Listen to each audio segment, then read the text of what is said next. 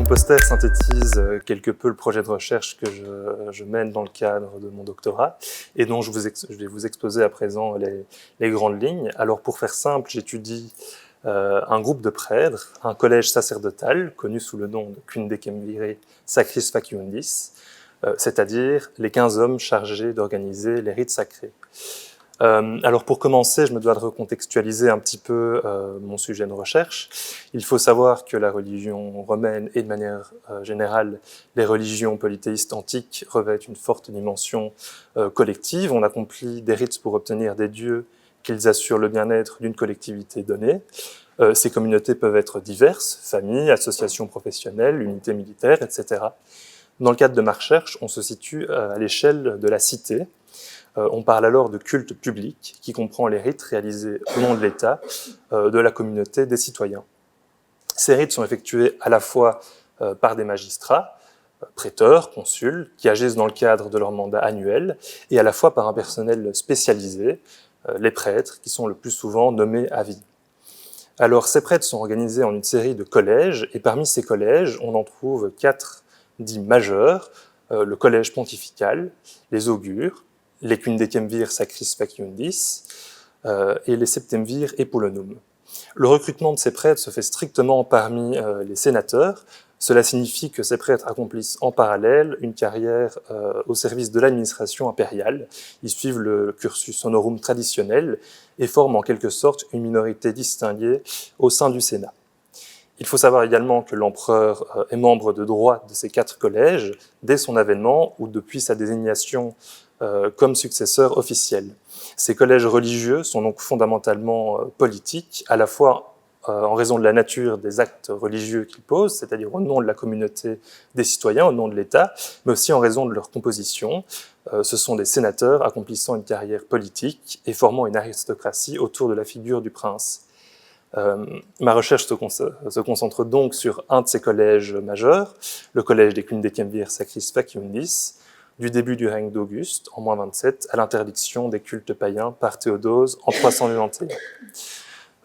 Ce type d'étude d'un collège sacerdotal sous l'Empire n'est pas inédit, il s'appuie sur des précédents historiographiques, en premier lieu desquels je citerai les travaux de John Scheid sur le collège des frères Arbal.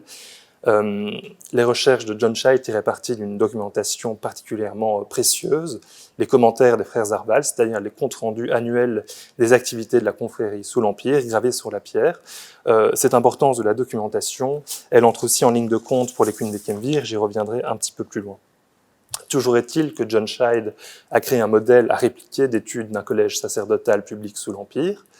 Un exemple plus récent, c'est la recherche de Françoise Van Apperen sur le collège pontifical dans le cadre de sa propre recherche doctorale. Et donc, ce modèle qui a répliqué sert de référent à ma propre recherche, donc à ma propre méthodologie, et il se fonde donc sur 2 axes. D'une part, l'étude du recrutement du collège et de sa composition. On se situe là plutôt donc dans l'histoire sociale, et d'autre part, l'étude des activités et des compétences religieuses du collège. On se situe là plutôt dans l'histoire religieuse proprement dite. On pourrait résumer ces 2 axes de recherche à 2 questions très succinctes. Les Kundekemvir, qui sont-ils et que font-ils ? Je vais vous expliquer maintenant comment cette double perspective se traduit concrètement dans ma méthodologie de recherche. Concernant la partie histoire sociale de mon étude, on peut distinguer une série de tâches précises. Tout d'abord, la recomposition des fastes du collège, c'est-à-dire la liste chronologique des membres du collège. Et ensuite, il y a une enquête prosopographique qui est vraiment au cœur de cette partie de ma recherche. Elle consiste en la rédaction de fiches, donc une fiche par membre du collège, et chaque fiche faisant le point sur la documentation disponible sur le sénateur prêtre, et décrit ensuite sa carrière, à la fois sa carrière sénatoriale et sa carrière sacerdotale. Comme il s'agit aussi d'étudier l'environnement social de ces personnages, je m'intéresse aussi à leurs liens familiaux, politiques et amicaux avec d'autres personnages dont on peut avoir connaissance. La partie histoire religieuse proprement dite, elle a pour enjeu de cerner concrètement donc, les activités religieuses et les compétences de ce collège, c'est-à-dire les sacras, les fameux sacra que le collège devait organiser et ou superviser, mais aussi de comprendre l'organisation, le fonctionnement du collège comme institution, comme instance décisionnelle. Dans ce cadre, je dois veiller également aux interactions du collège avec d'autres acteurs institutionnels, qu'ils soient politiques et ou religieux, c'est-à-dire les magistrats, le Sénat, les autres collèges religieux et bien sûr l'empereur.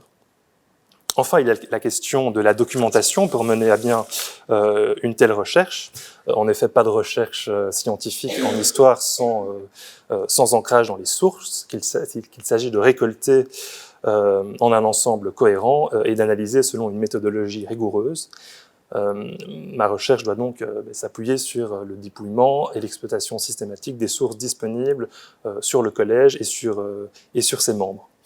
Le point de départ de ma recherche repose justement sur une documentation un petit peu particulière. J'évoquais tout à l'heure les commentaires des frères Zarval. Pour les Kundekemvir, on dispose également de commentaires, donc c'est-à-dire des documents épigraphiques, des inscriptions émises par le collège et qui rendent compte de son activité et de son fonctionnement. La particularité des commentaires des Kundekemvir, en tout cas ceux qu'on a conservés, est qu'ils traitent uniquement de cérémonies extraordinaires qui étaient organisées et supervisées par les Kundekemvir. Ce sont les jeux séculaires qui avaient lieu théoriquement tous les 110 ans. Ils ont eu lieu à 3 reprises sous l'Empire, une première fois sous Auguste, puis sous Domitien, et enfin sous Septime Sévère, auquel il faut rajouter les 3 jubilés de la fondation de Rome qui ont eu lieu sous Claude, Antonin et Philippe l'Arabe. Alors, seuls les comptes rendus des jeux d'Auguste et de Septime Sévère ont été retrouvés. C'est évidemment des documents inestimables en raison de la précision et de la quantité des informations qu'ils fournissent de manière générale sur le culte public à Rome sous l'Empire. Mais ce qui, moi, m'intéresse particulièrement dans ces documents, c'est qu'ils nous renseignent directement sur le fonctionnement du collège et sur ses activités, même s'il s'agit d'événements extraordinaires. Il nous procure aussi 2 listes complètes des membres du collège, donc on a vraiment 2 photographies de la composition du collège à 220 ans d'écart, à peu de choses près.